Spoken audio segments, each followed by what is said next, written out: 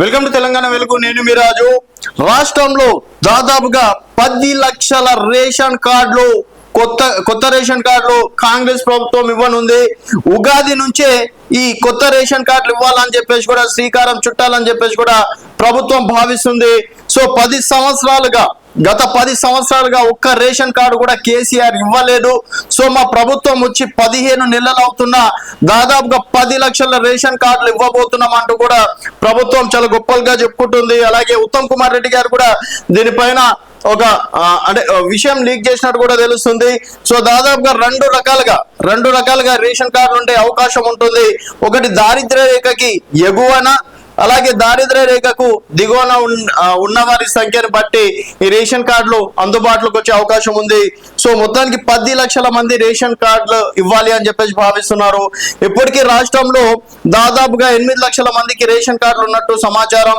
అలాగే 10 లక్షలు కూడా ఇక్కడ యాడ్ అవుతుంది. దాదాపుగా 99 అంటే దాదాపు 1 కోటి మందికి రేషన్ కార్డులు తెలంగాణ రాష్ట్రంలో ఉంటుంది. దాదాపుగా 3 కోట్ల మంది తెలంగాణలో నివసిస్తున్నారు. సో మిగిలిన వారికి కూడా త్వరలో రేషన్ కార్డులు ఇచ్చే బాధ్యత మాది అంటూ కూడా ప్రభుత్వం చెప్తున్నటువంటి మాట. సో దాదాపుగా ఈ దారిద్ర్య రేఖకు దిగువన ఎవరు ఉన్నారు, ఎగువన ఎవరు ఉన్నారు. అలాగే ఇక్కడ 2 రకాల రేషన్ కార్డులు అన్నాం కదా. ఒకటి BPL పద్ధతిలో, ఇంకోటి IPL పద్ధతిలో 2 రకాలుగా రేషన్ కార్డులు ఇవ్వనున్నారు. మరి ఇందులో దారిద్ర్య రేఖకు ఎగువన దిగువన కూడా చూసే అవకాశాలు ఉన్నాయి. అలాగే దాదాపుగా 10 లక్షల మందికి ఉగాది రోజే ఇవ్వాలి అని చెప్పేసి కూడా ప్రభుత్వం శ్రీకారం చుట్టినట్టు కూడా తెలుస్తుంది.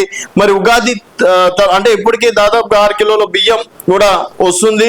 దానితో పాటు నిత్యావసర సరుకులు అంటే బియ్యంతో పాటు పప్పులు కావచ్చు, చక్కెర కావచ్చు, గోధుమలు కావచ్చు.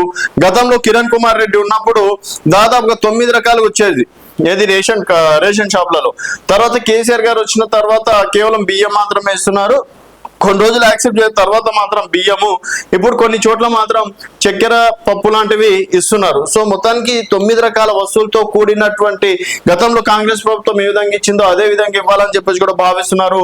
మరి ఇంకో 2-3 రోజుల్లో దీనిపైన స్పష్టమైన ఒక క్లారిటీ వచ్చే అవకాశం ఉందని చెప్పేసి కూడా చెప్పుకోవచ్చు.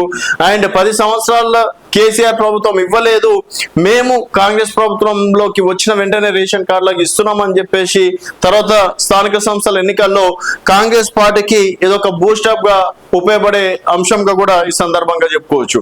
మరి ఇప్పుడు రేషన్ కార్డులు దాదాపు 10 లక్షలు ఇస్తే ఇటు రేవంత్ ప్రభుత్వం ఇచ్చినటువంటి మాట నిలబెట్టుకుందని చెప్పేసి మీరు భావిస్తే మీ అభిప్రాయాల కింద కామెంట్ రూపంలో తెలియజేయండి. చూస్తూనే ఉండండి తెలంగాణ వెలుగు.